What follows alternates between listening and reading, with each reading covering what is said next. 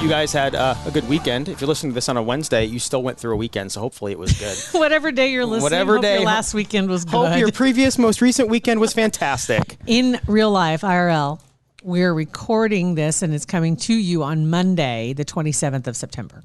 That's when, so if you're like getting it the day of, that's the actual date. So we're referring to the 26th, which was the last weekend in September.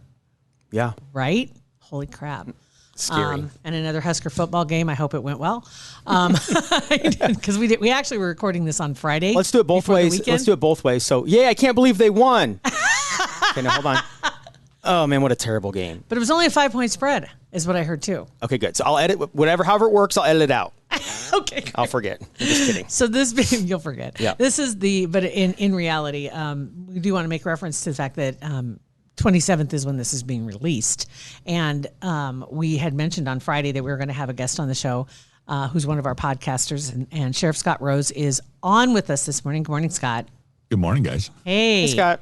So introduction is that Scott's podcast, Officer Down Memorial Podcast, which is on the Hurrdat Media Network. And it's been with us since December and has 25 episodes that are out so far. And what we wanted to do, because this is kind of a special month for law enforcement in particular and their families, and talk about what you're doing with your podcast first, and also talk about what this month is. But maybe before we get into that, even let's talk about how you ended up doing this podcast. Is you're a sheriff. They aren't supposed to be doing podcasts in their basement.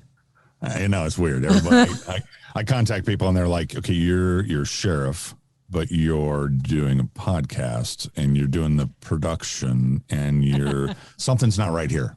It's just like nobody believes me. It is. It's all working. It's all working. So in a previous life, I was in radio. So, which is how Jill and I met 100 years ago. Exactly. But you've been in law enforcement now for how long? I got into law enforcement in 1996. Okay. So, and you went back to your hometown, your home stomping grounds, actually. Yeah, actually, it's surprising they even hired me because I spent most of the time in the backseat here. Well, I was going to say that, standing inside the cell is a little different than on the other side, isn't it? Well, and I recognize that in the squads, there's way more legroom in the front seat. And I like to drive. I'm not a good passenger, so it's much more comfortable up front. It's worked out wonderfully. It sounds like. Out great. Yeah. So, how long have you been sheriff also for Dodge County? I'm in just in the last part of my second term. So next year will be 8 years. Congratulations. And I'm proof that they will elect anybody here in Dodge County. Having been the child that I was growing up here, I was a cop's kid and a teacher's kid, so I was always in trouble. Right. I was the last kid. My dad thought the radio was the perfect first career choice for me because he said I had the perfect face for radio. That's nice. and then, I know, love. And then when I told him 10 years later I was going to go into law enforcement, he's like, what? Yeah. It's like, you're the one that was in the back seat with them bringing you home to us. Right. How are you going into law enforcement? And no, it just worked out. And I love it. So this will be my, almost 25 years? Yeah. Yeah. So, that's amazing. How long have you thought about doing this podcast? Well, that's another interesting story. In November, so last year was COVID, and again, as I said, prior to being in law enforcement, I worked in radio, and I was a production director. That was my forte. So I've always had a studio in my home. I've had a voiceover studio here for years, and it's work that I've done on the side. Last year with COVID, of course, everything was shut down. Production studios were shut down, and there wasn't really any work. And one of the things that I do, in addition to my law enforcement work with the sheriff's office, is I'm on the board of directors with the Minnesota Law Enforcement Memorial Association. And with that organization, I got involved in that organization when my best friend from work died. He's a line of duty death here from 2013. And when I saw the kind of work that they did for survivor families and for agencies who have lost an officer, I was like, oh my God, these are the people that I want to work with. I want to do this. I want to help these people. And so I got involved in the board. And last year with COVID going on and not a lot of voiceover work, I was trying to figure out how with these stories, so if you look up line of duty deaths, like for Nebraska, for example. You look up a line of duty death officer, and on the state websites or their memorial websites, they're going to show the picture. They're going to give the end of watch date or EOW date, and they're going to give you a brief narrative of what happened to the officer. But having worked with survivor families here through the Memorial Association, I know there's so much more to their stories. And I thought, these are such interesting stories. And in today's time where with all the anti-law enforcement rhetoric and, cops have become kind of a political football in the last couple of years, and cops have been really beat up, and we need more stories out there to show that 99.9% of these cops are really just amazing people. And with these stories, I thought there's more to the story. And how can I tell that? Well, I put together a podcast idea. Oddly enough, I had never listened to a podcast before this. Well, it's I will say that the format you chose to do this is very similar to old style radio. When they'd have the like radio theater, programs. Exactly. Yeah. And they would do live radio theater because they would have them in performance. Right. Oh my God. I love those. Love those. When I was working in Hastings years ago, but the radio station there was in a building downtown. And when you were upstairs in the studio, which was on the third or fourth floor, but there was a window that at the time you could look through the window out of the studio and you were looking down on the stage.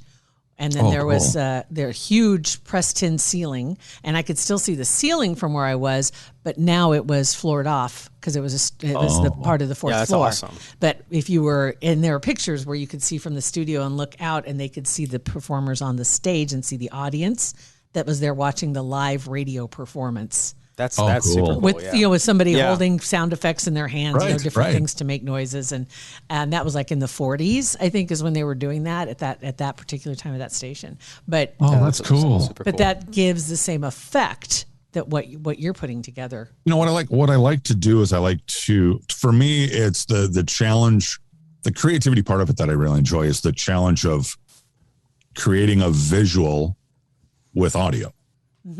Trying to put you in an era, trying to put you in the position of that officer where you feel like you're there. And it's little things that you do that are like little triggers that you do, like mentioning particular music that's popular, or an election that happened, or a major event, something that just kind of puts you into that place, so you realize where you were in that time, or not. Yeah. It's so essentially, I put a format together that I thought would keep people's attention and be historical, because I love history, and tell the story of these officers. Do you do the research yourself? I do all the research. So I'll pick the story. I'll do all the research. The way I put them together is so I worked in investigations before I was elected sheriff. So I'm used to public data requests. I'm used to going to agencies to get information. And this is a little odd for me with this project, because I'm not doing it as a law enforcement officer. I'm doing it as someone in the public. But I know the process. And so I'll do the public data requests, and I'll get all the information I can from the agencies, the reports, the radio audio, any telephone audio. And I'll lay out those reports, and I'll lay out a timeline of the story of this officer, and then recreate that time period, introduce the listener to the agency, introduce the listener to that community at the time, and then put them in that place where I'm walking them through exactly what happened when we lost the officer. You even kind of introduce them to the perpetrator too. Absolutely. To know what their story was and what their background, if you have that information. Yeah, absolutely. It's interesting. And a lot of unintended benefits with the survivor families that I had no clue were going to happen. It's been a really rewarding project. I think the you were a little bit leery at the very beginning, because there was the possibility that they didn't want to hear it. I was very leery, because working with survivor families and working with Lima, you're always worried about re-victimizing these families, right? And that was always my biggest fear. And so I really shy away from current stories.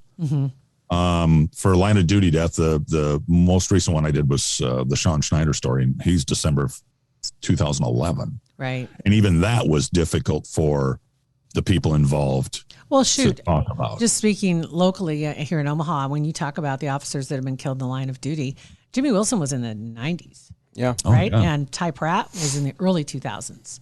And it still rings very, very, very clear. Oh, yeah. Oh, absolutely. Let alone any that are more recent. But those two in particular, the stories have been kept alive because of the memorials, et cetera. But also, it's just, it really is, I don't want to say like an open wound.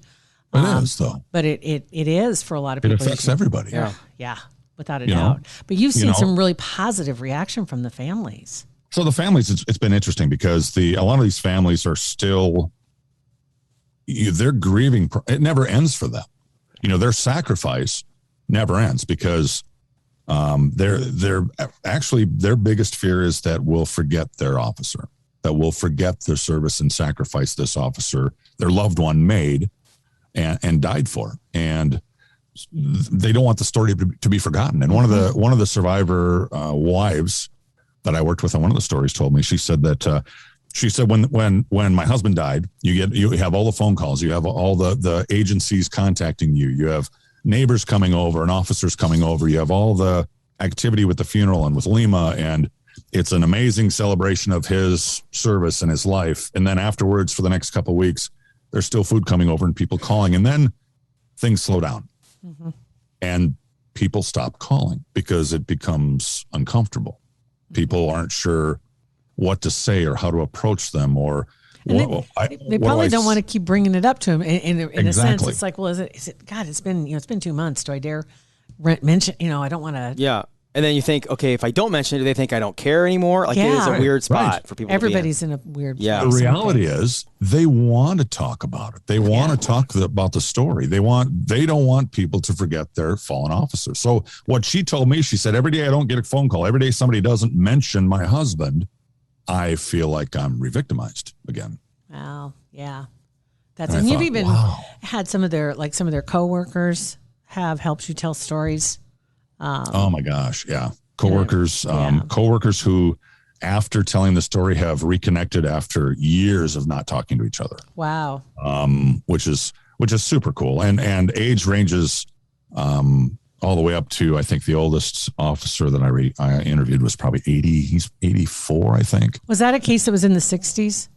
That was that one was the Robert Beefy Lawson case from Casca County, which is, that's a crazy, crazy story. I worked with that county to help generate letters to be sent from the public to the state to keep his killer in prison because he was up for parole. And that was the first one. That was the first parole hearing. Yeah, I'd never done one like that before. We'll link to that episode in our description so people can check it out. Yeah, we'll link to your whole podcast and that specific episode. A good place. That one's crazy. That one's a made for movie episode, and that one I learned a lot from the families. So that one, his son is worked with me throughout the whole thing, and his son was the spokesperson for the family throughout the trial. Wow. And what his son, there were several times that he was in tears talking to me.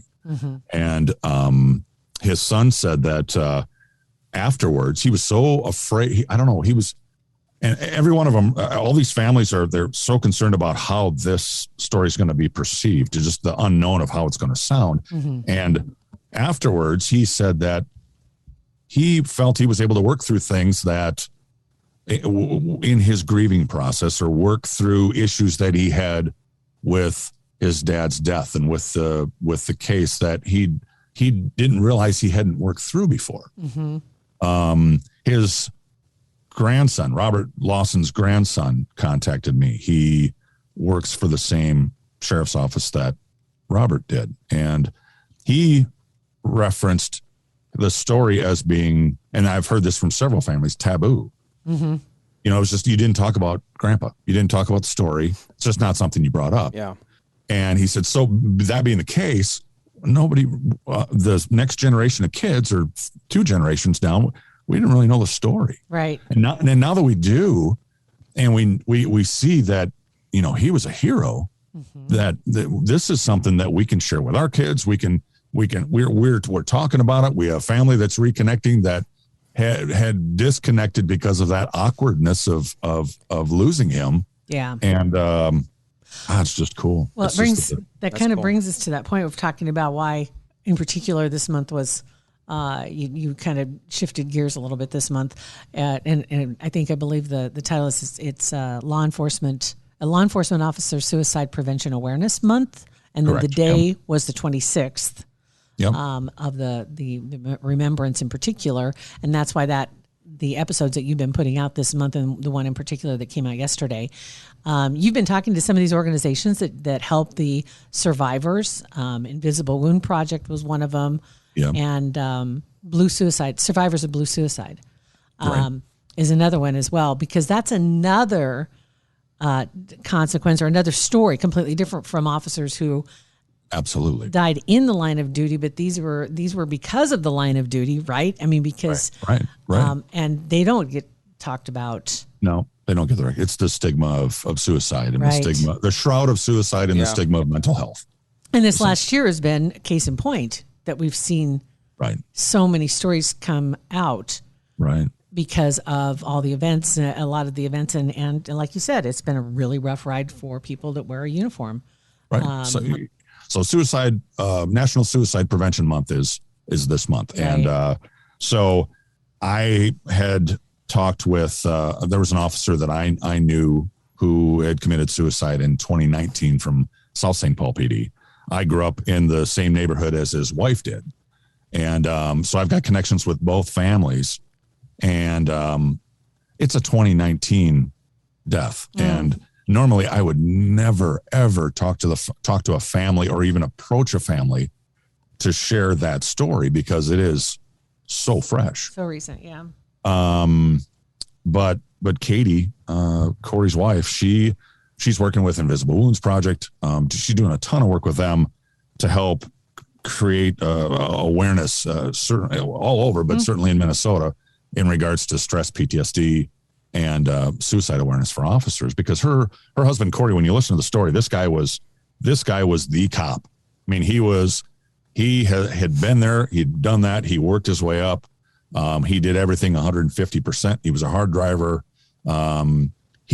But he was one of those guys who could never turn it off. Mm-hmm. He was always a cop. It didn't matter whether he was at work or with his family or whatever. And he struggled. And being a hard driver like that, he got hurt several times, and he was dealing with cumulative pain, or not cumulative, chronic pain from his injuries. And it's an interesting story because everybody that you talk to, he's the last person you'd ever think would take his own life. Wow.